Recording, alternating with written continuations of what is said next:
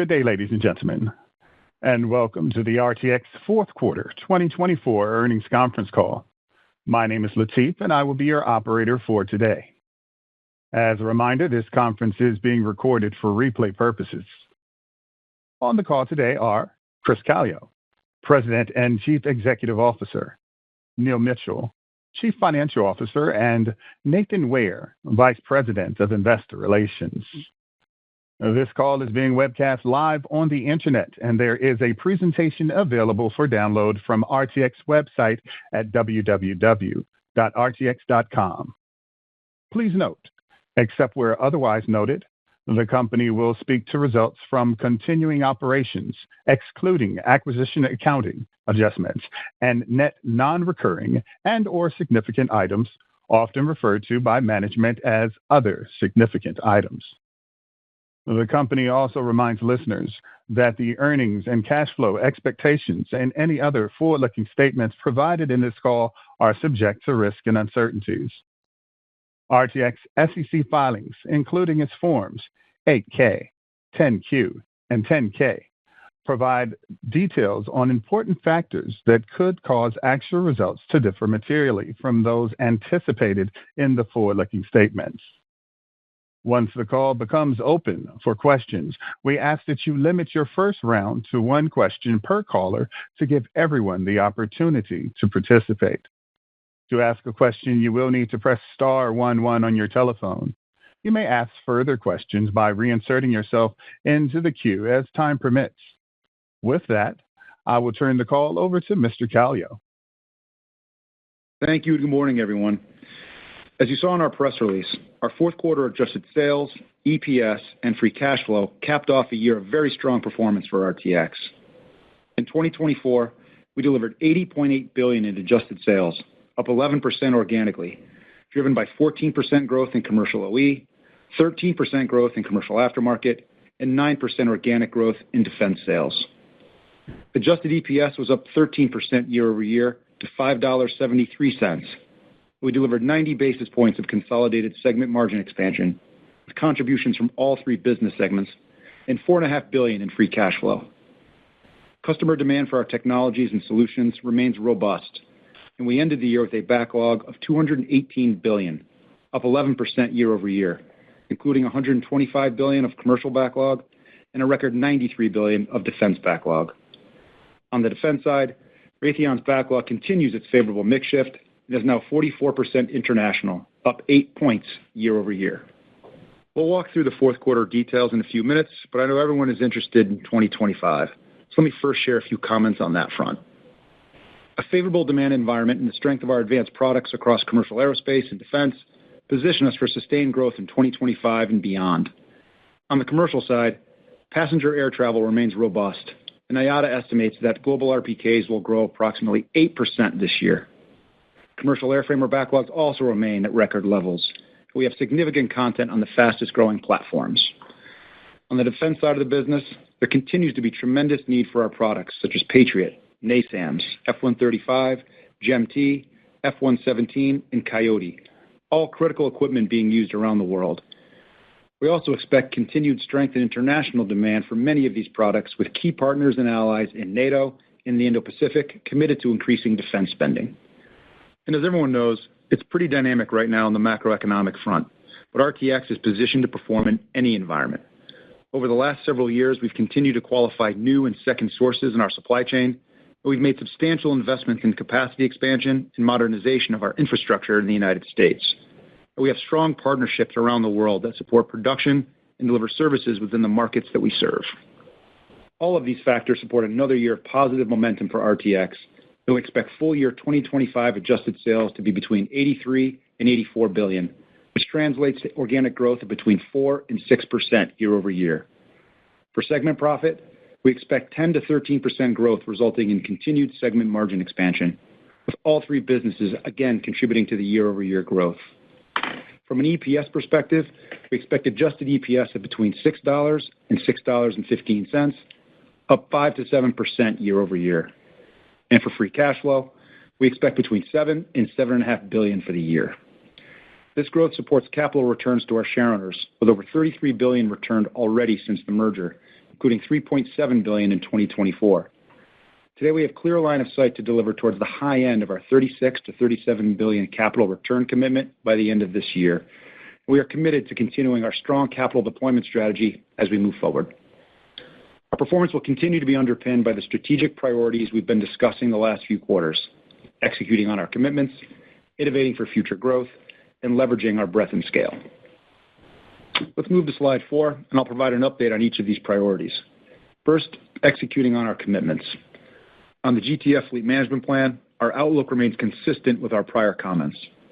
As we've discussed, we expect to gradually reduce PW1100 AOGs throughout this year, driven by continued improvement in engine throughput at our MRO facilities.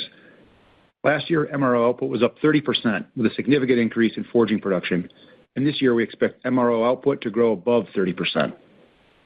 More broadly, we continue to leverage our core operating system, Industry 4.0 improvements, and focus capacity enhancements to drive productivity across the company.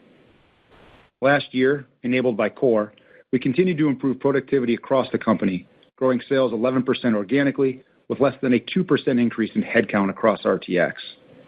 And this year, we expect to complete a record number of core projects to drive operational performance and continued segment margin expansion, with an emphasis on improving on-time delivery, reducing inventory, and reducing the cost of scrap, rework, and repair.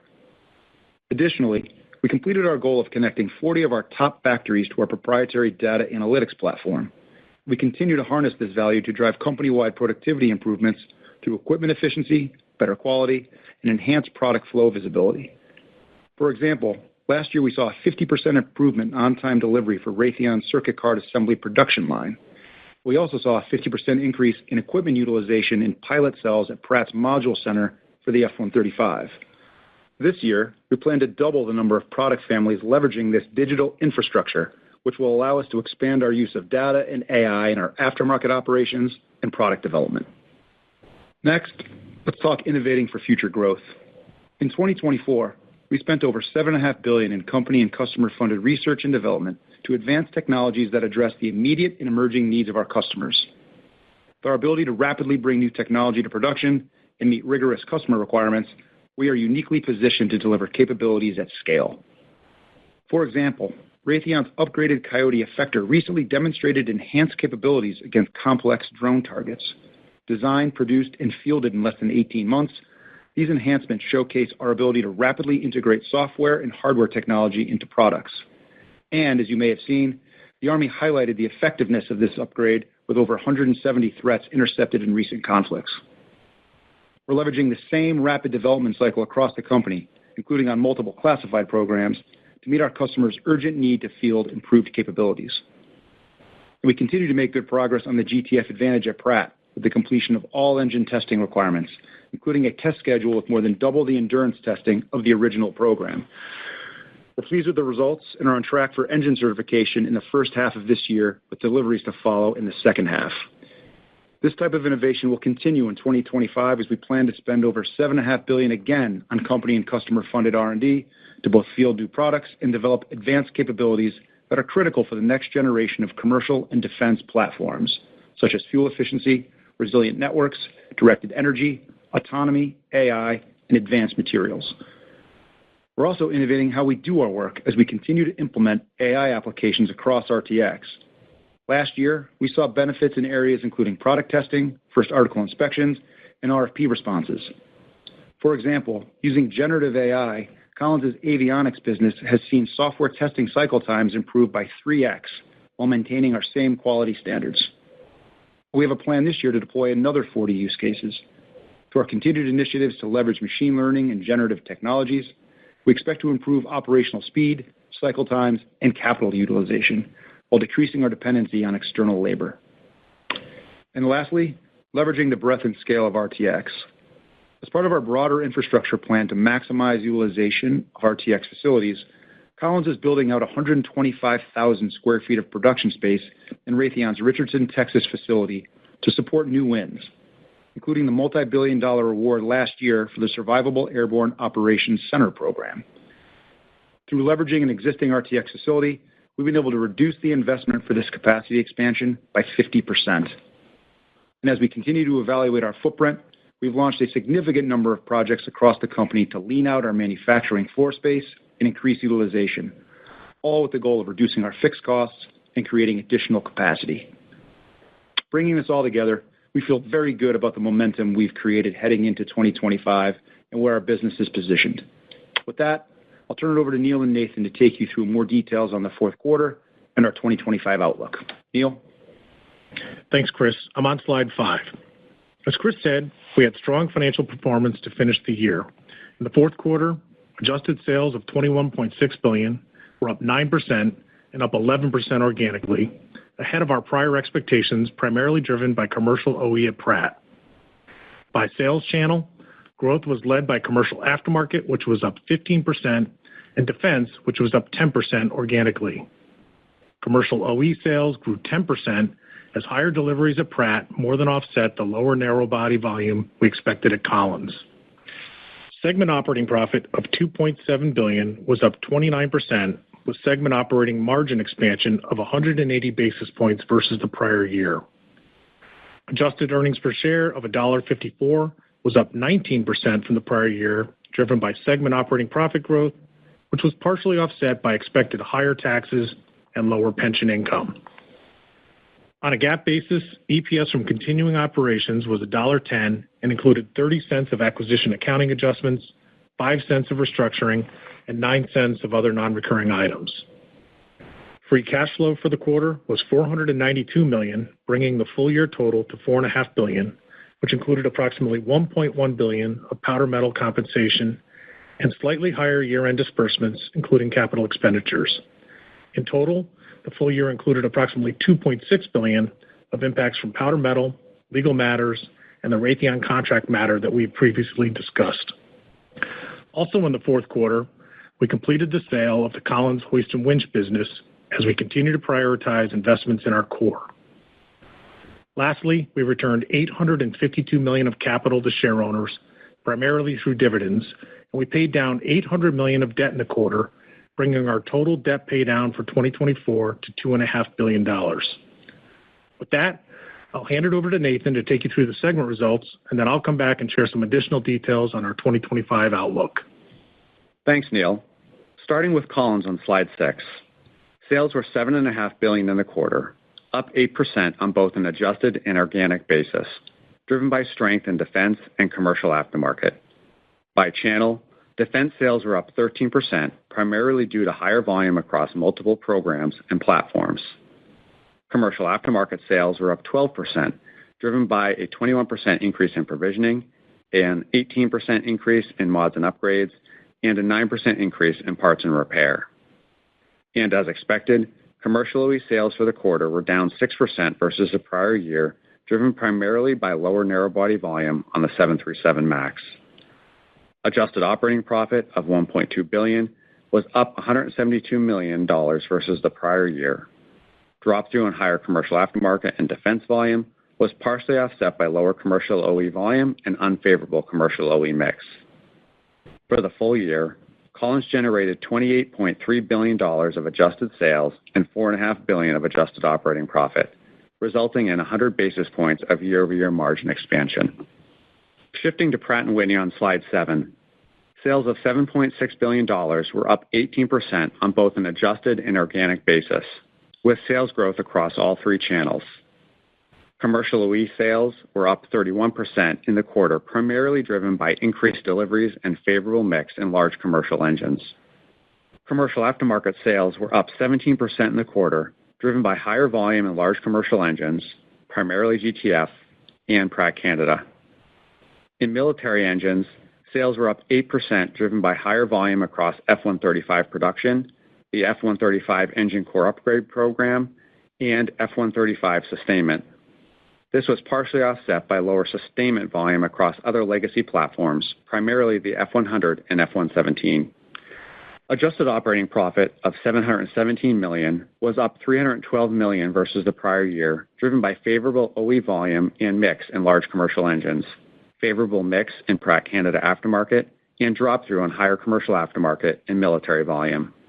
Pratt also benefited from an approximately $70 million insurance recovery in the quarter.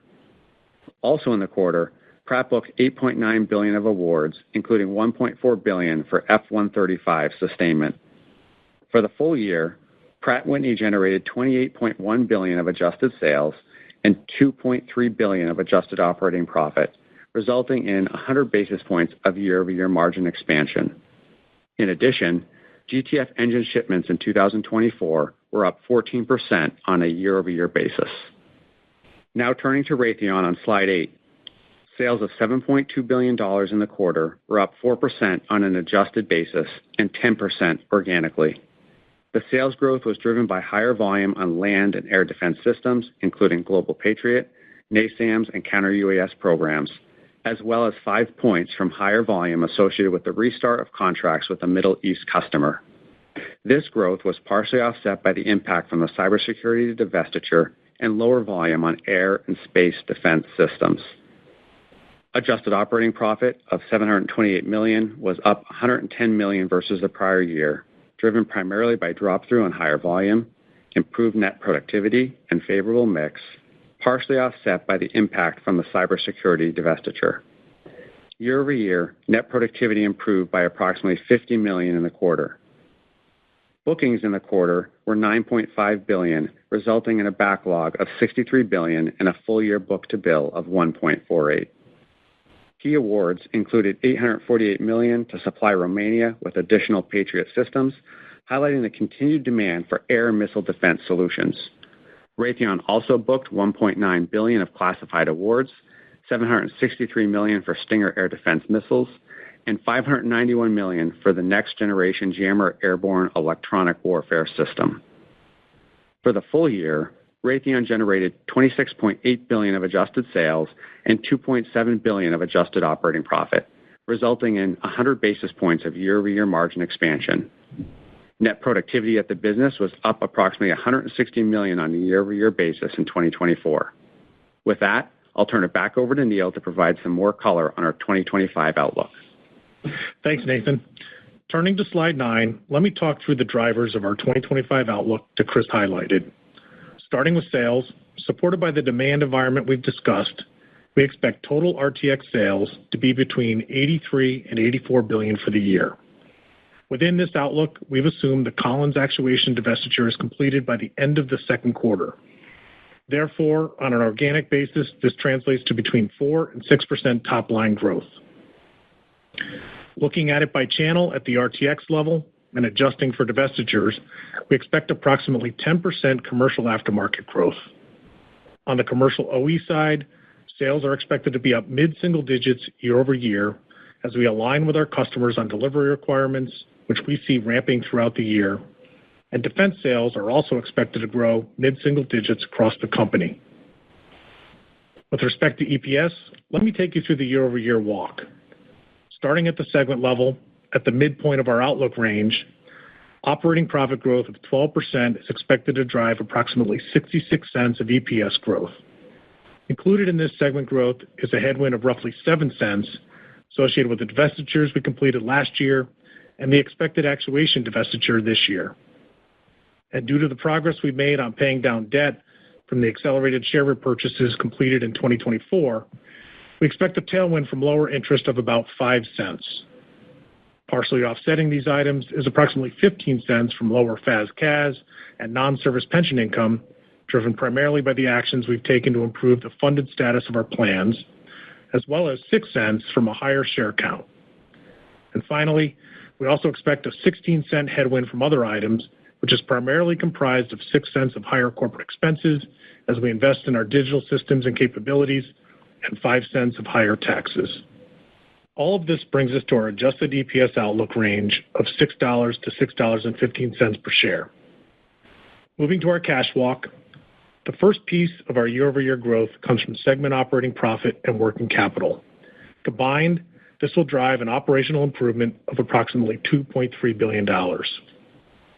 Specific to working capital, we expect a year-over-year improvement of approximately $1.3 billion, with the majority coming from inventory and contract assets as we deliver commercial OE product, achieve defense delivery milestones, and improve our supplier inputs and material throughput.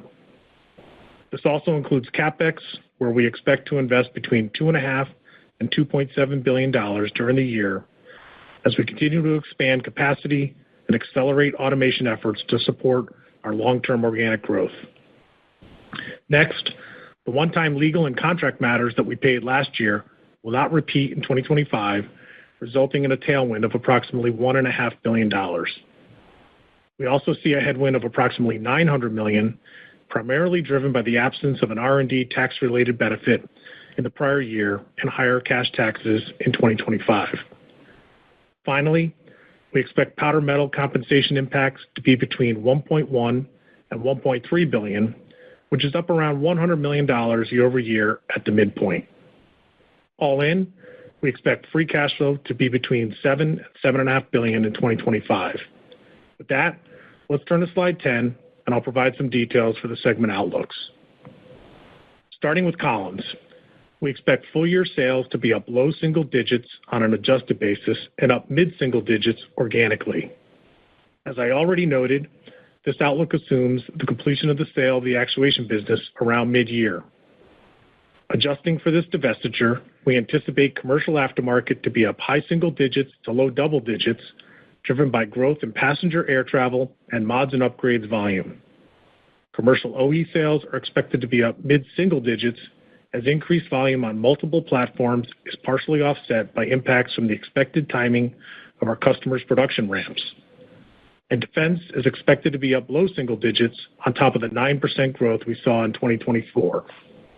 With respect to Collins' adjusted operating profit, we expect it to grow between $500 million and $600 million versus the prior year, driven by drop-through on higher volume across all three channels, as well as higher pricing and continued progress on cost reduction efforts across the business. Finally, this includes an approximately $80 million headwind associated with the actuation divestiture. Shifting to Pratt Whitney, we expect full-year sales to be up high single digits on both an adjusted and organic basis. By channel, we expect commercial aftermarket to be up low double digits due to higher volume across large commercial engines and Pratt Canada.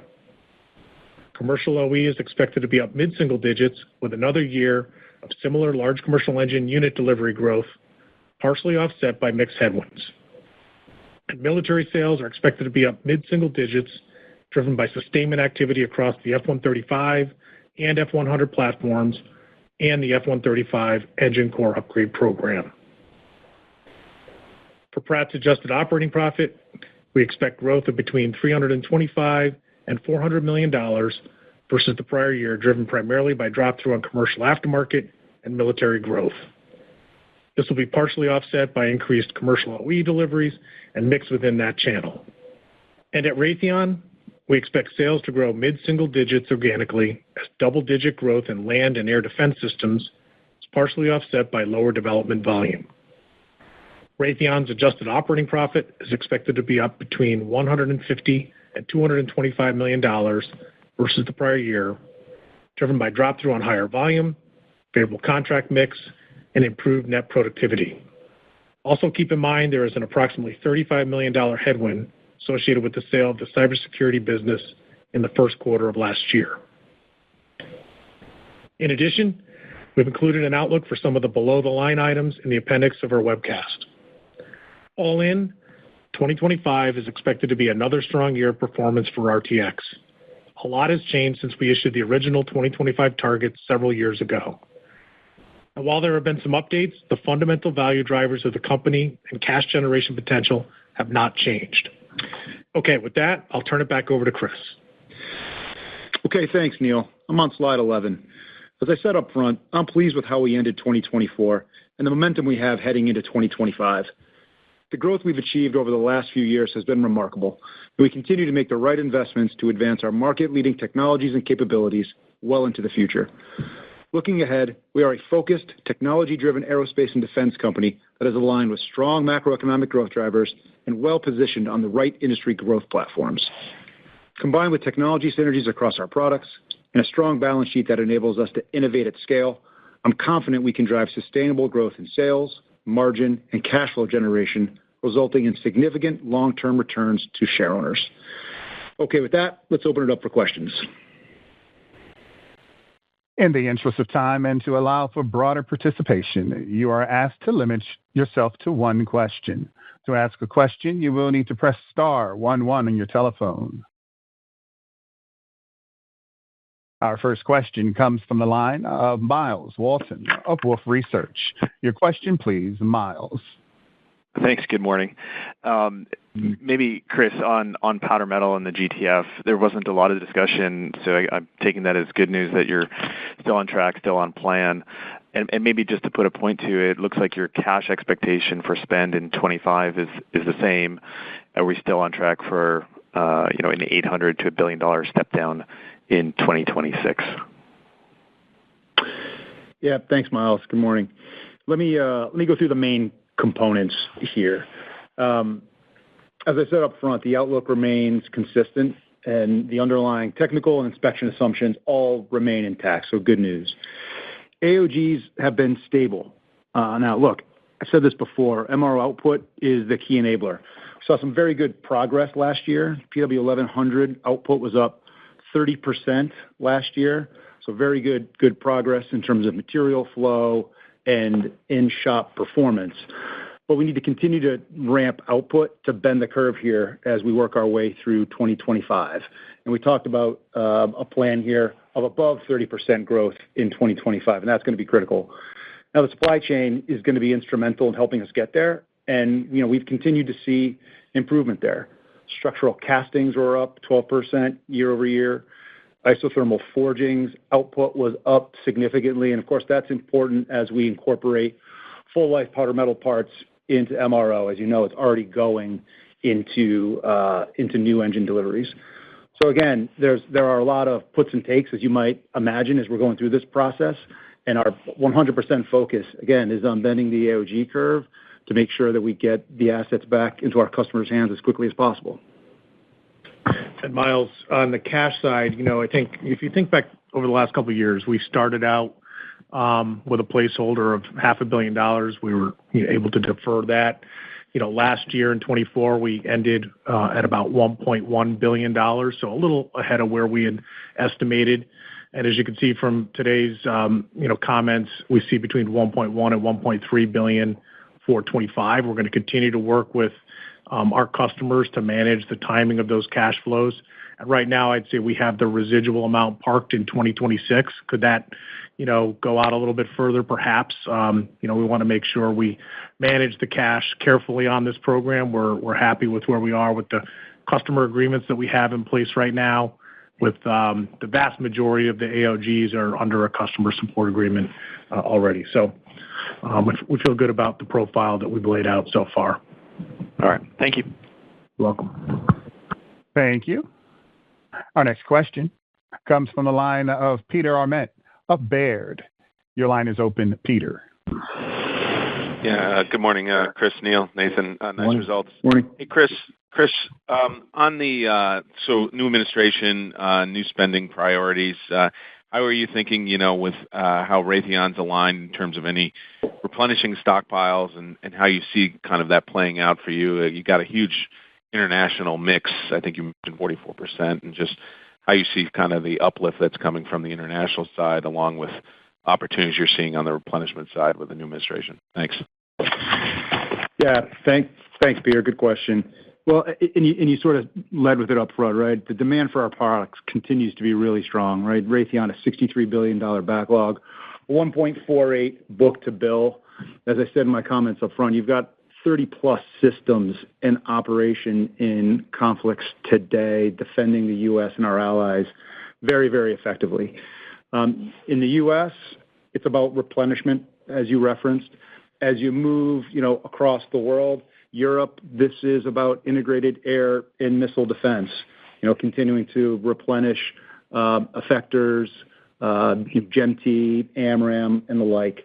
And as you move to Asia-Pac, it's more on naval munitions, the standard family SM-3, SM-6, continuing to ramp up there. So overall, again, we continue to see international demand be very strong. The NATO countries are continuing either to commit or actually spend above the 2% target. I mean, think of what you're seeing in Poland. It's coming up on almost 5%. Again, international demand continues to be strong. We've seen that in our backlog, and that'll be a tailwind for us. Appreciate the color. Thanks. Thank you. Our next question comes from the line of Ron Epstein of Bank of America. Please go ahead, Ron. Hey, good morning, guys. Good morning. Yeah, yesterday, the Air Force bumped up the contract for NGAP to what, $3.5 billion? A big number. Where do you guys stand on the program? Where are we? How do we think about it?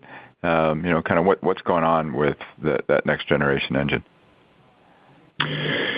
Yeah, I'll take that one, Ron. It's Chris. So, look, regardless of where NGAT is and the timing, and there's been a lot in the public out there, we've continued to develop our NGAP solution. We've gone through rigorous testing over the last few years. We've been really pleased with the results there. I can't get into too many of the details, as you might imagine, but this is something where we've had a lot of resources on it and been very pleased with the testing that we have seen, and this funding will help us continue in that area, continuing to drive down any risks on the key requirements that are there. So very pleased with that award. And again, we think we're going to have a very competitive offering. And how much of a tailwind is that for Pratt this year? Or, how do we think about that, just kind of on the financial side? Well, I'd say, between the engine core upgrade on the F-135 program and this work that we're doing, we've got Pratt in at mid-single-digit growth for the military side of their business. Clearly a tailwind here, Ron. I see this continuing to grow. As you know, more broadly speaking, a lot of the older aircraft continue to fly. The aftermarket remains strong. So I'd say by and large, this is a tailwind for Pratt, and happy to see this funding being put in place over the next number of years to continue this development. Great, thank you. You're welcome. Thank you. Our next question comes from the line of Scott Deuschle of Deutsche Bank. Your line is open, Scott. Hey, good morning. Morning, Scott. Neil, are there any components of the free cash flow outlook in 2025 that you would call out as potentially normalizing or reversing in 2026, apart from, of course, the powder metal costs? And I'm mainly just trying to get a sense for whether this broader working capital improvement can remain a persistent tailwind beyond 2025. Thank you. Sure. Appreciate the question. I know there's been a lot of focus on our cash flow, and we're focused on that entirely here within the company as well. And so as we look at the outlook that we just put out for 25, think about $7.2 billion at the midpoint, and about $1.2 billion of powdered metal. So you just do the math there. Operationally, about $8.4 billion. Now there's a $1.3 billion working capital tailwind baked into that year-over-year improvement.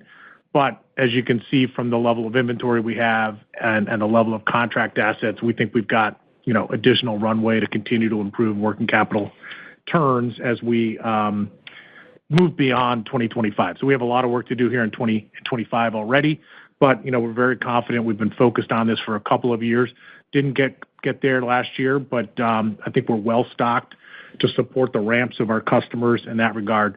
The only other, non-recurring item, if you will, that I think about in 25, we got $200 million set aside for an international tax payment that we'll be making here in the first quarter following a court finding that came out early this year.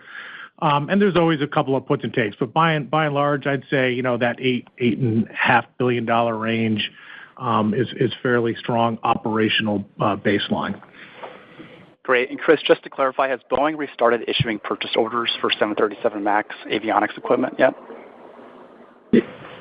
Yeah, Scott, we're back, with Boeing working the ramp, as you might imagine. Frankly, we were working it even throughout, the strike, making sure that we were ready to go when they ramp back up. Continue to engage closely with them on that. Thank you. Thank you. Our next question comes from the line of Rob Stallard of Vertical Research. Your question, please, Rob. Thanks so much. Good morning. Good morning, Rob. Morning, Rob. It's probably a question for Neil. On the 2025 aerospace OEM guidance, it looks pretty conservative compared to what Airbus and Boeing are currently saying. So I was wondering if you built some contingency into your forecast, or if there's anything going on with inventory, for example, that's impacting that guidance. Thank you. Sure. Yeah, let me make a couple of comments, Rob. Let me start with the Collins side. I understand the question. With production rates anticipated to be going up considerably, there's obviously a little bit of inventory in the channel here, and we've taken a prudent approach, I think, at this time of the year to contemplate that in the Collins outlook. It's not across the board. I think it's targeted to specific systems within the narrow body value stream. But as we look for the year, we expect the ramp to continue to go up, and as you can tell from the inventory levels that we have at Collins, feel well positioned to meet a rising rate ramp should we see a faster growth as the year unfolds. On the Pratt side, maybe just a couple of comments for additional color there as well. Large commercial engines, we were up 14% in unit deliveries last year. I expect a similar level of unit growth as we look to 2025. And then as you look at Pratt Canada, they were relatively flat, up about 1% on their units, but we expect that to tick up as well in 25, probably similar to what we're seeing on the large commercial engine side in terms of units. Offsetting that, of course, is a little bit of mixed headwind, but we're pretty happy with the performance that Pratt generated at the end of the year. Good pricing on their engines, and we see that continuing as we get into 25. Now, a little bit early to kind of get ahead of ourselves here, but if there's upside, we're prepared to and capacitized to meet that growing ramp.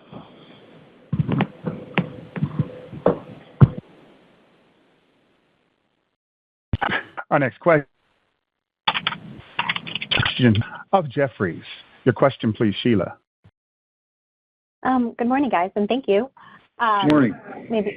Maybe just still picking up on commercial aero on Pratt 2024. If we look at the OE growth, it was about 21%. GTF deliveries were up 14%. So is that 7-point delta all price and spares on GTF? How do we think about that in 25? And on Pratt, EBIT growth of 350 at the midpoint of 370. Does that all drop through to the free cash flow bridge too, Neil? How do we think about negative engine margin factoring in, more investment in GTFA, and just aftermarket incrementals? Yeah, so let me start with the OE top line, and then I'll move to the how that's dropping through in our walk for 25. We had a good mix of engines delivered last year at Pratt, and so as I look at this year, I think we'll see a modest tilt towards more installs, but we're still going to see a very robust level of demand for spare engines. As you know, the fleet is in need of that support, and there's plenty of demand out there, and we're getting good pricing on those. So expect that to continue. In light of that mix shift, as we think about the 25 walk, the majority of Pratt's profit growth will come from aftermarket. We're going to see really good drop through on the aftermarket, probably to the tune of $500 million or so. You'll see your expected level of drop through on the military side of the growth in the business. And offsetting that, of course, is going to be some negative engine margin headwind. I'd put that in the range of 150 to 200 kind of range as we see the volumes continue to tick up. But as I've said for a long time now, getting these engines out in the field is healthy for the fleet, and it just gets us started faster on getting to the aftermarket phase. And as you think about the aftermarket phase of the GTF today, sitting in a really good position. It's growing at a robust rate. It is profitable, and we've been profitable for several years. And I think there's continued runway, not just on the margin side, but as you know, given the nature of these agreements, those future shop visits are going to come with cash payments, and so that'll create additional tailwind for Pratt Whitney and for RTX as we look out over the next few years. Great, thank you. Thank you. Our next question comes from the line of Seth Seifman of J.P. Morgan. Your question, please, Seth. Hey, thanks very much, and good morning, everyone. Morning, Seth.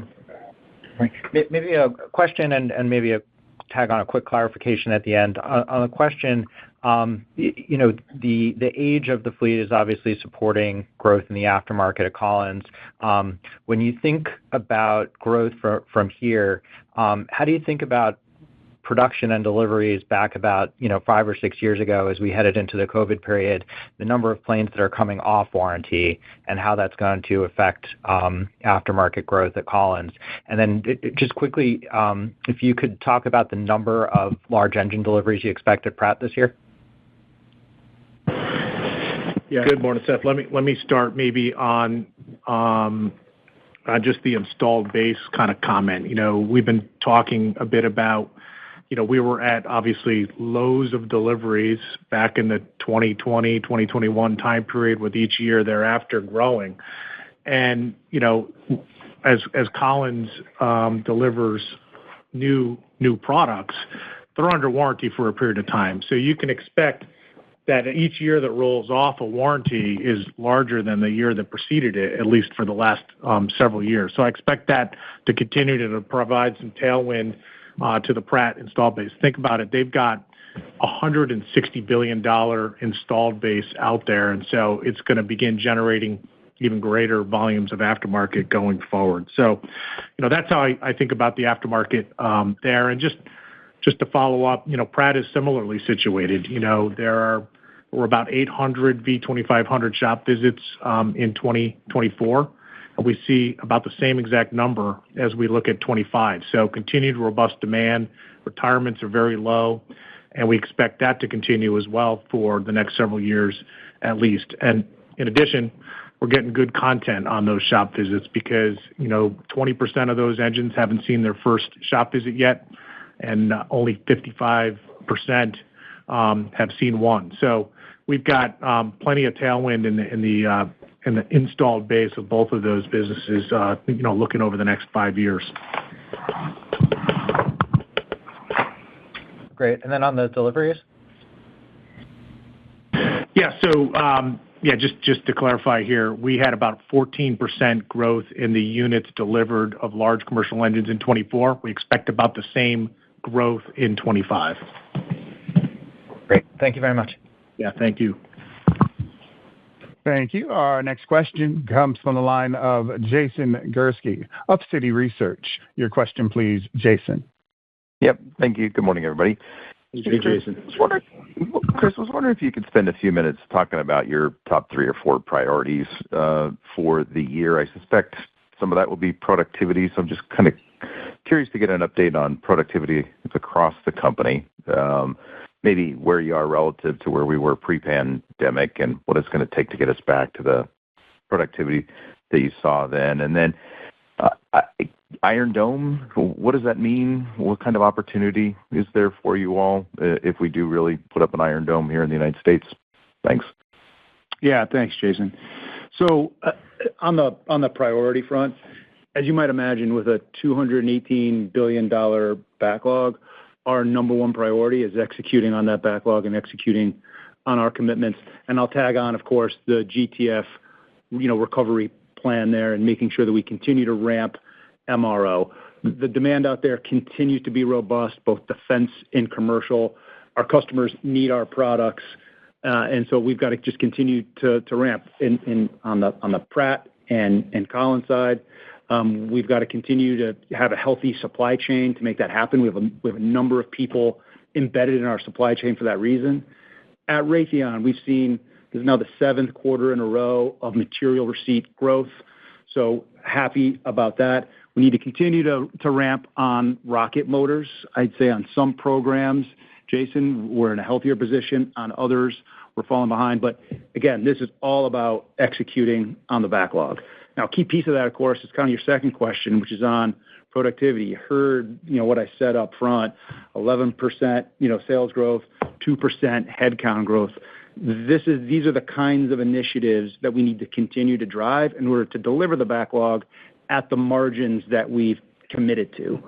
Again, a big part of that will be our core operating system, continuing to increase the number of engagements. And those are things you just see across the business, leaning out our factories, leaning out our processes, just becoming more efficient all around, driving waste out of the system.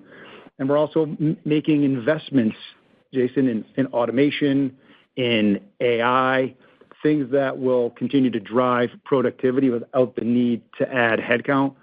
Again, doing things, faster and cheaper along the way. And then your third question on Iron Dome. Well, look, as you know, we're a major partner in Israel's Iron Dome today. I suspect in the U.S., you're going to probably need to evolve that to address different types of potential threats, perhaps longer-range strikes, protection of infrastructure. But again, layered integrated air and missile defense systems are core to us. It's the bedrock of Raytheon, and they are, among the best at it. And so we're ready to engage on this as it takes shape over this study period. View this as a significant opportunity for us, something right in our wheelhouse. Great. Thank you. Thank you. Our next question comes from the line of Gautam Khanna of TD Cowen. Please go ahead, Gautam. Yeah, thanks. Good morning, guys. I was wondering if you could just broadly comment on the supply chain, where you're still seeing constraints. In the past, you've talked about heat exchangers and seats and the like. Sounds like at Pratt, the output is getting a lot better. But if you could just talk broadly where the pinch points are and kind of how those have progressed maybe over the last 90 days. Yeah. A lot of them, the pinch points and the areas of focus are just as I was going through, previously. Again, structural castings for us, 12% year-over-year growth at Pratt. Need that to continue to ramp. Need to continue to ramp in the isothermal forging production. We own a lot of that value stream, but there's other pieces of it that we don't. We need to continue to see that ramp up. Collins, it's been microelectronics, generally speaking. We've seen those lead times, come back into line. So feel good about that. At Collins, there's really like 33 suppliers that drive about 50% of the overdue, line items. And so laser focused on those 33 with people embedded there to drive that. And then again, at Raytheon, the big piece, of course, rocket motors, as I just mentioned. Seeing progress on some programs, need a ramp, on others. So, as your question suggests, the supply chain is going to be critical to executing on the backlog that I just mentioned. And so it's a critical, focus area for us. You mentioned seating and heat exchangers. I'll just say on the interiors business, sort of writ large at Collins, so double-digit sales growth last year. So feel good about the trajectory as that business continues, to recover. Seating specifically, we continue to work through the certification there. These are complex, especially on the first class and business seats, and the certification requirements are relatively high. They've got a high bar there. But we think we have our arms around those and what we need to do there and get those certified, to the airframers and then out to our customers. And then on heat exchangers, I would tell you that we continue to make progress on the production ramp and the recovery. Doubled production output last year and remain on track to recover to the needs of our customers here in 2025. So feel good about the progress there. Thank you. Thank you. Our next question comes from the line of Matt Akers of Wells Fargo. Your line is open, Matt. Hey, good morning, guys. Thank you for the question. Could you touch on pension? Looks like FASC has a little bit of a headwind in 25. Is the thought that will still sort of bleed lower in the out years? And if so, what's kind of the headwind we should think about for FAS and CAS? Yeah, thanks, Matt. We definitely see a headwind here, 15 cents as we outlined in our outlook. Our plans remain really well funded. In fact, we ended the year with a funded status of 104%. And so as a result, over the last number of years now, we've employed a de-risking path, which essentially is enabling us to, design a plan to protect that funded status. And so as a result of that, we will expect to see the income come down a little bit, and it has. But by and large, the plans that we put in place for the pension remain really, really strong. We continue to see income and expect to have significant income, beyond, but it'll trail off a little bit each year after 2025. So obviously, there's a lot of assumptions that go into the pension, but by and large, we're in a really good position as we exited 24, and I expect that to continue. Okay, thank you. Thank you. Our next question comes from the line of Ken Herbert of RBC Capital Markets. Please go ahead, Ken. Yeah, hi, good morning. Morning, Ken. Ken. Hey, Chris or Neil, you called out provisioning in particular as a real source of strength for the aftermarket at Collins in the fourth quarter. As you think about the call it 10% growth in 25, can you provide, for Collins in particular, can you provide any disaggregation of provisioning versus repair, the parts of the business? And I guess as part of that, is there any incremental risk you're seeing around destocking at airlines as they think about spare parts across the Collins portfolio? Thank you.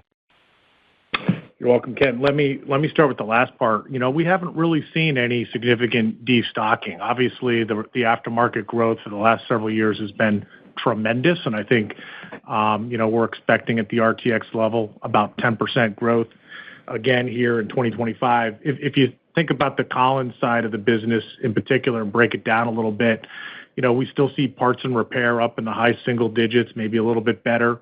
We're getting really good, obviously, install base is growing. I just talked about that. Plus, we're getting good pricing. On the provisioning, probably a little bit more in line with the OE growth, mid-single digits, which tends to track sort of the the delivery of new aircraft. What's going to be a bright spot for Collins this year is mods and upgrades.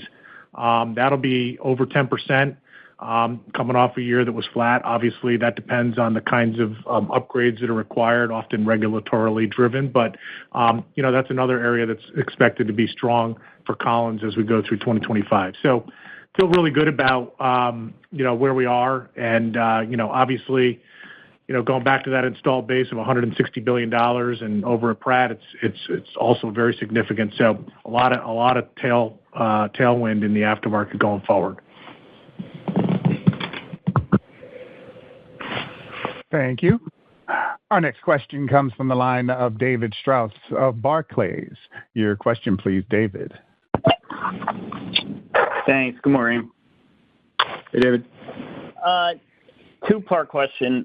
Neil, first on GTF aftermarket, you gave some rough color there. Could you just be a little bit more precise where exactly you're booking GTF aftermarket today, I guess in 2024, and expectation for 25? I think previously back at the Investor Day in 23, you talked about getting to mid-teens aftermarket margins on GTF. That's my first question. And then second question on Collins. I think you had previously talked about this being a 40+% incremental margin business, getting close to 20% margins in 2025. We're obviously not going to get there. So what's the right level of incremental margins to think about on Collins going forward? Thanks. All right. Thanks, Dave, for the questions. Let me start with the aftermarket. Let me give you a little bit of background here. Obviously, the aftermarket is growing substantially as we do a lot of accelerated shop visits as it relates to the powder metal matter. And, the margins are not quite at the mid-teens level, but I will tell you that they're near double digits. And if you average the last couple of years, they're over double digits. So we've been doing a good job of getting margin in the aftermarket.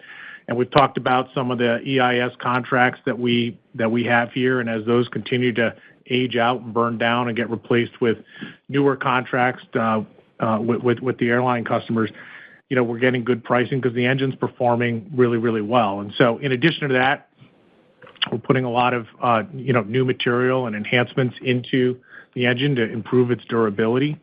And as Chris alluded to in our prepared remarks, the GTFA coming online at the end of this year with which Chris will probably comment on in a minute. So, all of the right ingredients there for continued growth, certainly on the top line, continued expansion of margins as we move forward. And, really pleased to see that for the last several years, this has been a profitable part of the Pratt Whitney business. And as the V2500 continues to be fairly steady for the next several years, the GTF is going to be tailwind to Pratt as we get, into the later part of the decade. So really good there. As far as Collins and the incrementals, if you look at the outlook we put out today, you're going to see about a 40% incremental margin. I'm not going to get ahead of ourselves today, but I'd say longer term, we see nothing that says that the Collins business can't return to its pre-COVID margins. They've done an incredible amount of work to drive cost out of the business. They have even more actions in place for 2025. And I think there's tremendous opportunity. Obviously, we've been dealing with some inflation that was unplanned. And the OE volumes, if I were to look back 4 years ago to what we were assuming versus where we are today, they're below that today. So I think they've done a nice job to compensate for under absorption in the business, and there's clearly some runway as we look ahead and beyond 2025. Chris, any comments on? The only thing I was going to amplify on, David, was on the advantage. Yeah, obviously, we're very pleased with where we are from a testing and certification perspective. But the GTF aftermarket margins are going to be all about driving increased time on wing on the installed fleet today. And those things we're going to be delivering before GTFA fully cuts over. And so we are aggressively continuing to put in and develop enhancements to improve time on wing, whether those be additional cooling holes, whether those be coating. The other thing I'll tell you is, as we've gone through the GTFA certification process, we are identifying elements that we can go bring back into what I'll call the base program.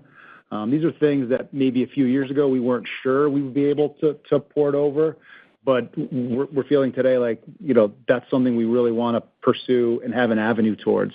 So again, that'll be very important as well to drive the GTF aftermarket margins.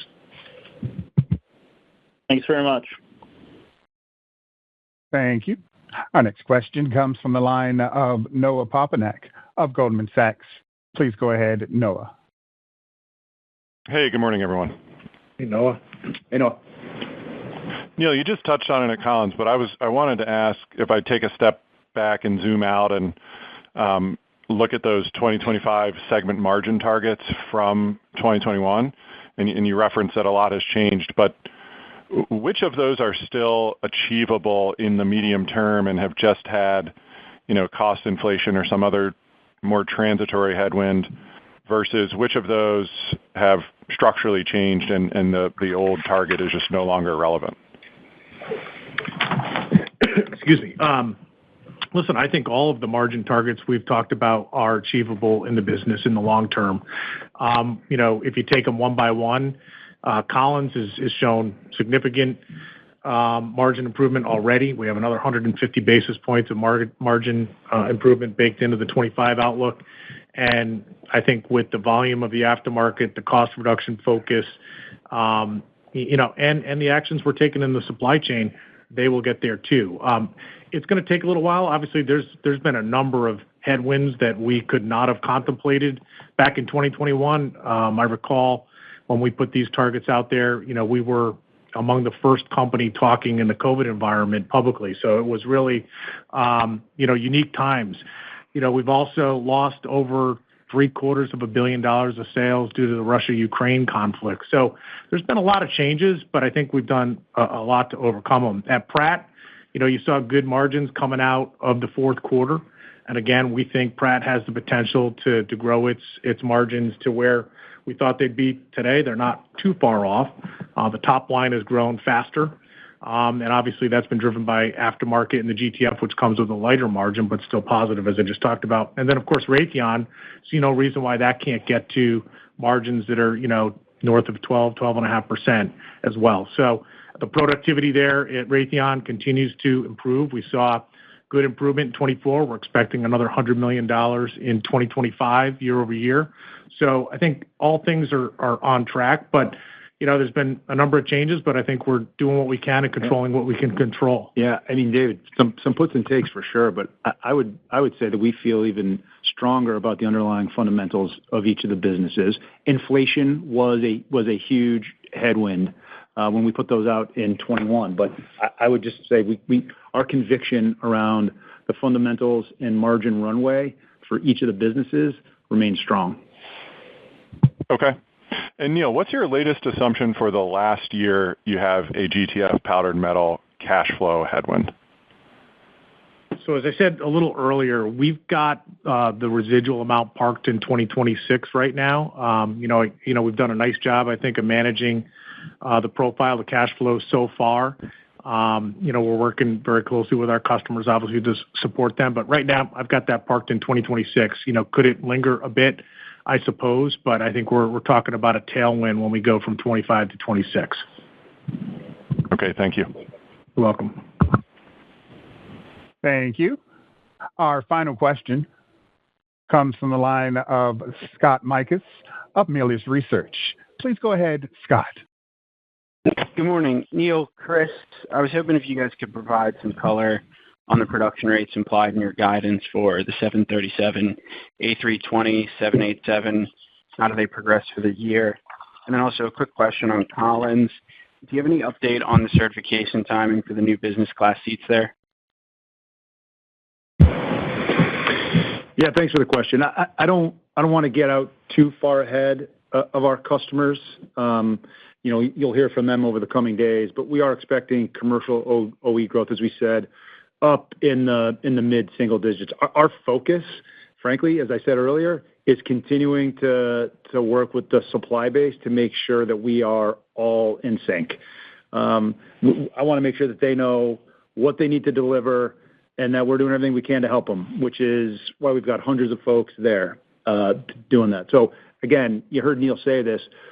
At Collins, we've got the capacity to continue to ramp. We've actually gone and protected some long lead items in case the ramp is even greater than we think. But we're going to stay, super tight with the customers and make sure that we can continue to support them going forward. On the seating question, again, as I said earlier, those are some very complicated certification requirements, and we are working through some testing, but feel like we've got our arms around those, generally speaking, and have a path forward. All right. Thanks for taking the questions. With that, I would now like to turn the conference back to Nathan Ware. All right. Thank you, Latif. That concludes today's call. As always, the investor relations team and I will be available for follow-up questions. Thank you all for joining us today, and have a good day. This now concludes today's conference. You may now disconnect.